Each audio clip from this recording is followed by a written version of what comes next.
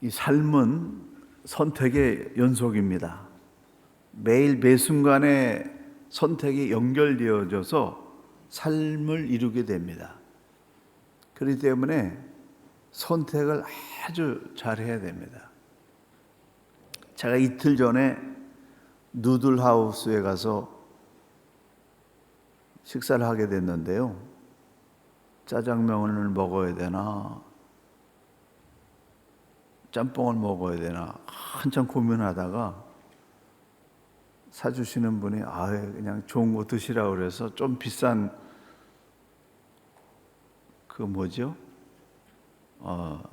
굴짬뽕을 시켰어요. 그래서 굴짬뽕을 기다리고 있는데 옆에 있는 분이 간짜장을 시키셨어요. 그 간짜장 맛있게 먹는 걸 보니까 비싼 걸 시켰는데도 살짝 잘못 시킨 것 같다, 그런 생각이 들더라고요.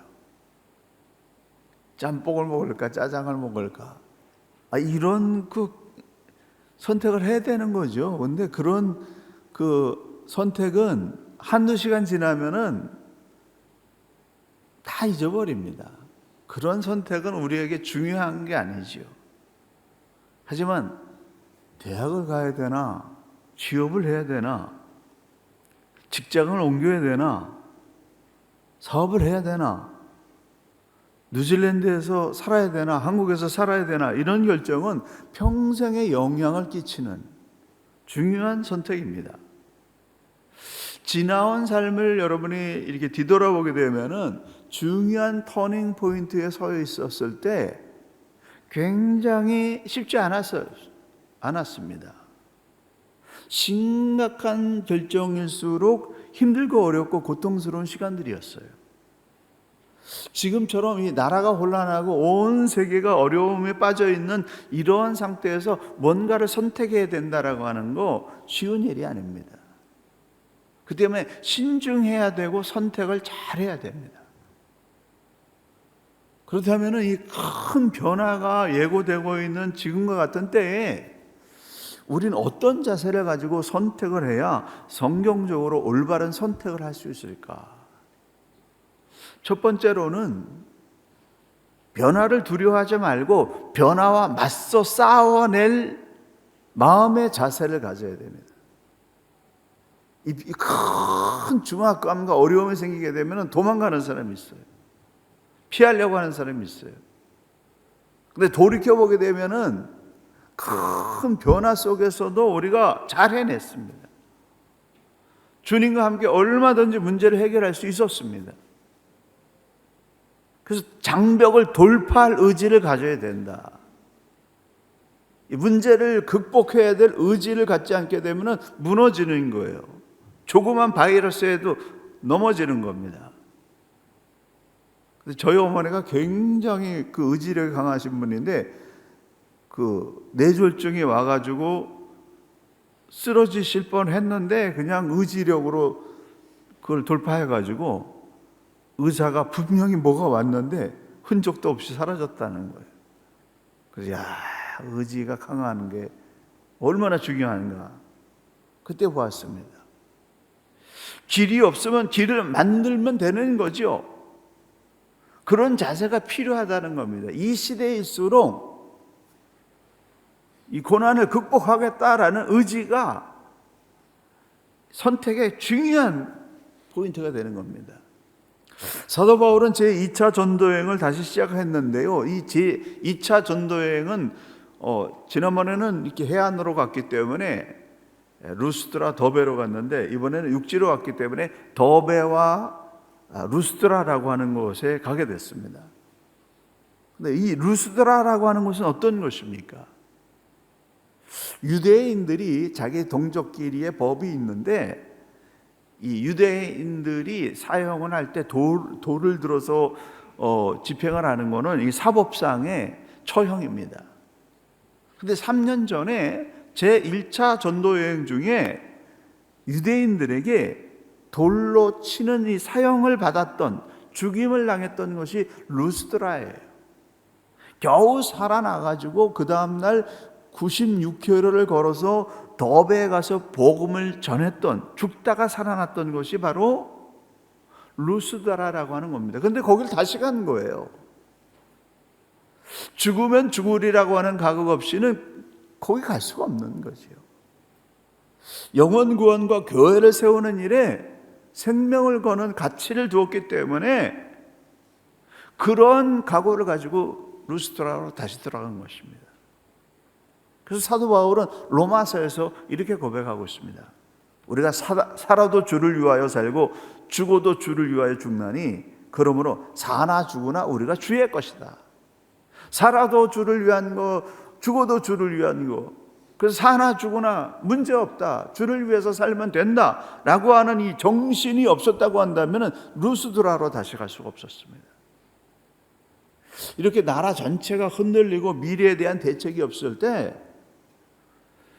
이 땅에서 이민자로 살아나가고 교회를 세워가고 성경적인 올바른 가치관을 가지고 이곳에서 살아간다라고 하는 거, 이거 쉬운 일이 아니지요. 하지만 사도 바울의 정신, 살아도 주를 위해서 살고 죽어도 주를 위해서 산다, 주를 위해서 산다라고 하면은 사나 죽으나 문제없다라고 하는 정신만 갖는다고 한다면은 못할 일이 뭐가 있겠습니까? 그래서 하고자 하는 의지가 중요합니다. 잠언 4장 23절의 말씀처럼 무릇 지킬 만한 것보다 더욱 내 마음을 지키라. 생명의 근원이 이에서 남이니라. 주님과 함께 할 수 있다, 될 수 있다라고 하는 마음을 지킨다고 한다면 못할 게 없다라고 하는 거예요. 마음을 지켜내면 어려운 가운데서도 문제를 풀어낼 수가 있습니다. 지진 10년을 견뎌냈는데 지금의 대혼란도 이겨낼 수 있다, 극복할 수 있다, 승리할 수 있다, 해낼 수 있다라고 하는 그 마음을 굳게 붙잡아야 돼요. 그래야 길이 보인다는 겁니다.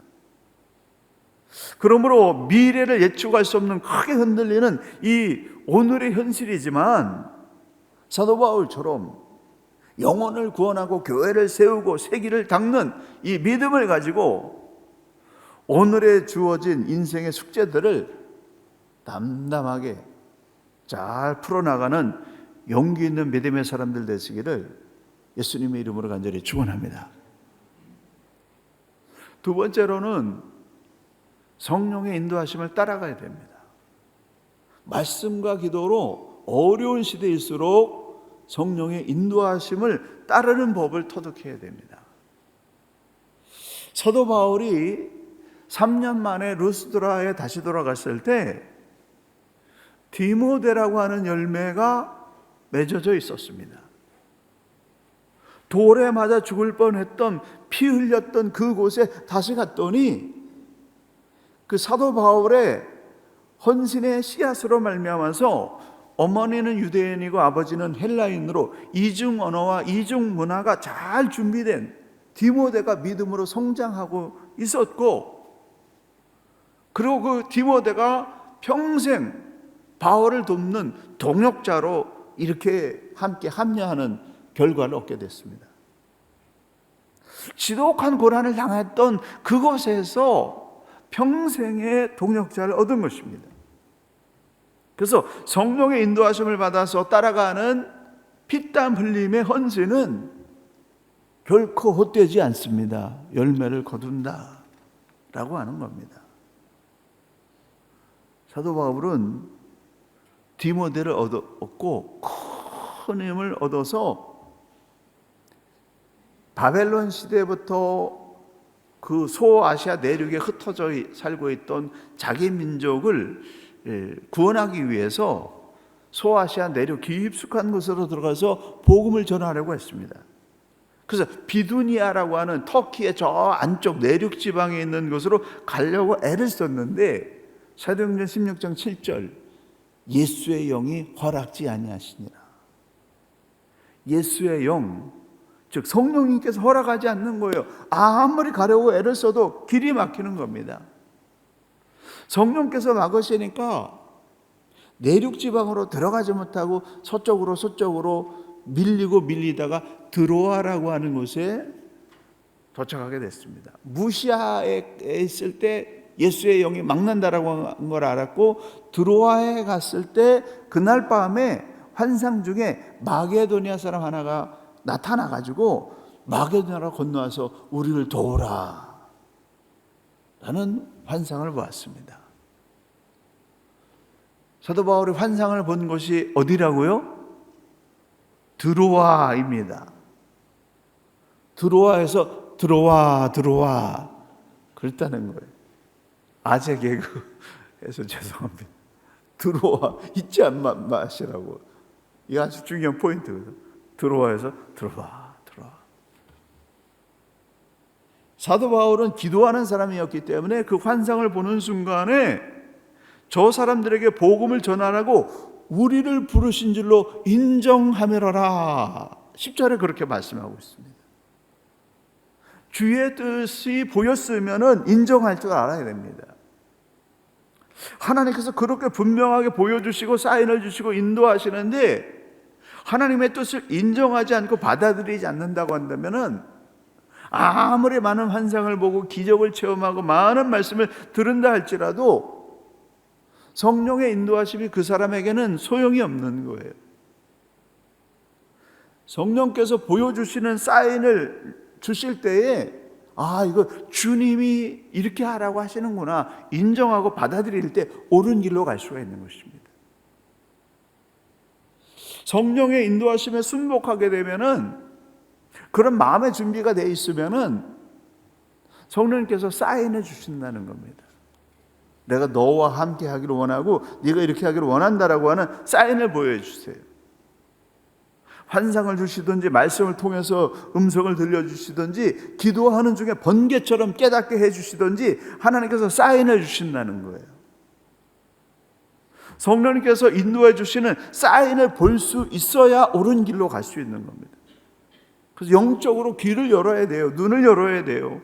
하나님 뜻이 무엇입니까? 라고 하는 그런 기도를 계속 하면서 성령의 인도하심을 받을 수 있어야 주님이 이걸 원하시는구나 깨닫게 되고 결단할 수가 있게 되는 거죠. 내 눈이 하나님의 눈보다 좋을 수 없고 내 판단이 하나님의 판단보다 좋을 수 없습니다. 그렇기 때문에 성령의 인도하심을 구해야 되고 성령님께서 보여주시고 알려주시면 순복할 줄 알아야 된다. 그게 신앙의 길인 겁니다. 바울이 성령의 인도하심을 따라갔더니 마게도니아 첫 성인 빌립보에서부터 교회가 개척되었고 데살로니가, 베레아, 아덴, 고린도 등등 거기에 계속 교회가 개척되면서 유럽 동해안 일대가 순식간에 교회가 세워지는 역사가 일어났습니다. 그러므로 우리는 말씀과 기도를 통해서 이 대환란 속에서 성령님의 인도하심을 잘 따라가는 성령의 사람들 되시기를 예수님의 이름으로 간절히 축원합니다. 여러분은 누구의 사람이에요? 성령의 사람, 하나님의 영의 사람, 하나님의 사람. 성령이 말씀하시면 들을 줄 아는 성령의 사람이 되어야 된다. 세 번째, 뒤로 물러가는 선택이 아니라 앞으로 전진하는 선택을 해야 됩니다. 단 한 발자국이라도 앞으로 전진하는 선택을 해야 돼요. 뜻을 정했으면 큰 그림을 보고 앞을 향해서 전진해야 됩니다. 내일을 위해서 광야에서 사과나무 하나를 심는 그러한 발전적인 선택을 해야 된다는 거예요. 성령의 인도하심을 따라가게 되면 확실하게 좋은 열매들이 나옵니다.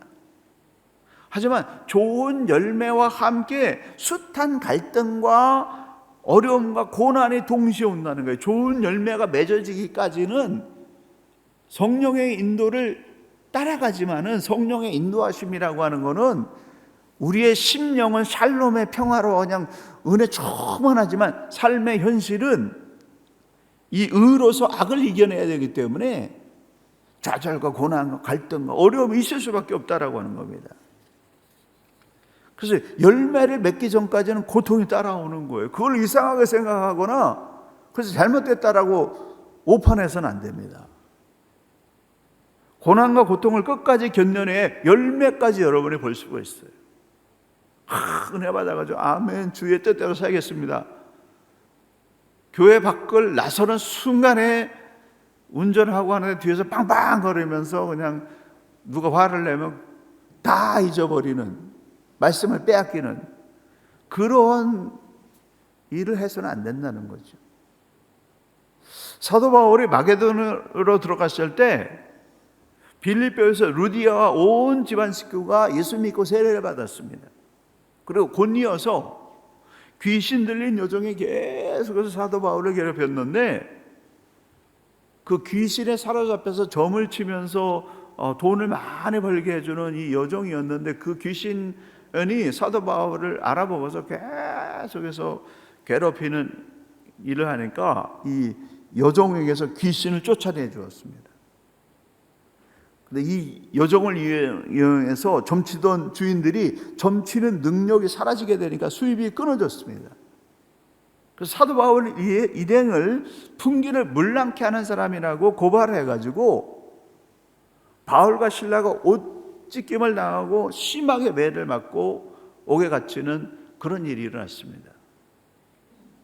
헬라어를 연구한 사람들이 풀어서 쓴 해석에 의하게 되면은 바울은 귀신을 쫓아낸 일 때문에 피부가 벗겨질 정도로 매질을 당했다.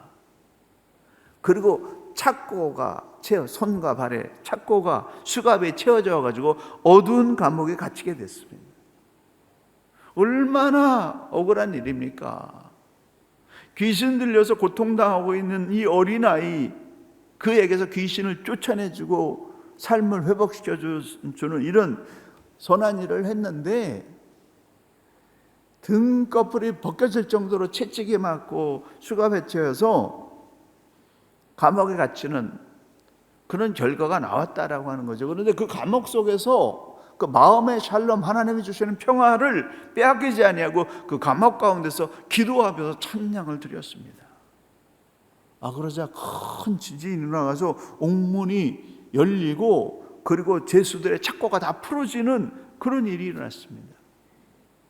그들을 지키던 간수가 그런 사실을 보면서 책임을 져야 되기 때문에 감당할 길이 없어서 자결을 하려고 하니까 어두운 구석에서 내 몸을 상하게 하지 마라, 우리가 다 여기 있노라 사도 바울이 외치니까 그 모습에 감동이 돼가지고 선생님이요, 내가 어떻게 해야 구원을 받으리까?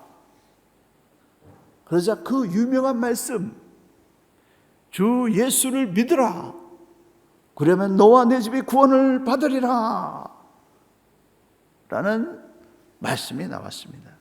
그 말씀을 들은 이 간수가 예수 그리스도를 영접하고 온 집안 식구가 세례를 받게 하고 음식을 마련해서 잔치를 베풀면서 크게 기뻐하는 구원의 역사가 일어났습니다. 삶의 목적이 분명하면 흔들리지 않게 됩니다.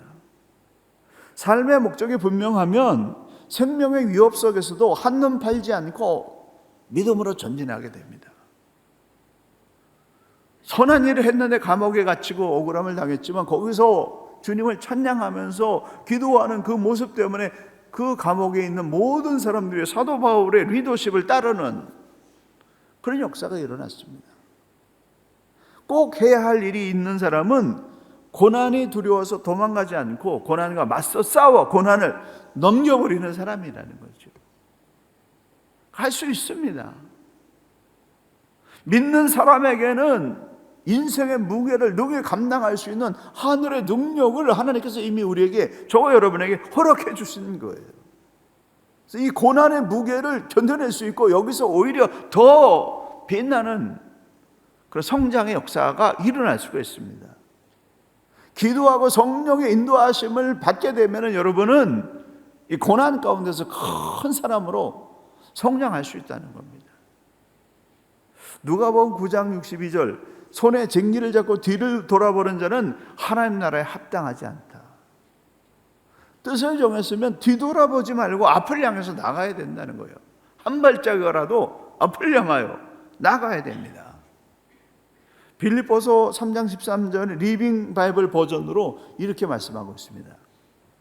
나는 나의 모든 에너지를 이 한 가지에 쏟고자 합니다. 즉 뒤에 있는 것은 잊어버리고 앞에 있는 것을 고대하는 것입니다. 여러분, 지나간 일들은 아무리 후회해도 소용이 없습니다. 뒤에 있는 것들은 잊어버리고 아무리 힘들어도 앞에 있는 것을 기대하는, 하나님께서 앞날을 어떻게 축복하실까, 그것을 기대하는 믿음이 있어야 됩니다. 바울이 큰 믿음의 결실을 거두었던 이유는 실력이나 능력이 뛰어났기 때문이 아니라 영원 구원, 땅끝까지 선교라고 하는 이 앞날의 희망을 놓치지 않았기 때문에 불굴의 의지를 발휘할 수 있었습니다. 앞날에 대한 희망을 놓치지 않는다고 한다면 대환란 속에서 샬롬, 하나님이 주시는 완전한 평안을 가지고 그 환란을 제압하고 사람을 살려내는 그런 인생이 될 수가 있습니다.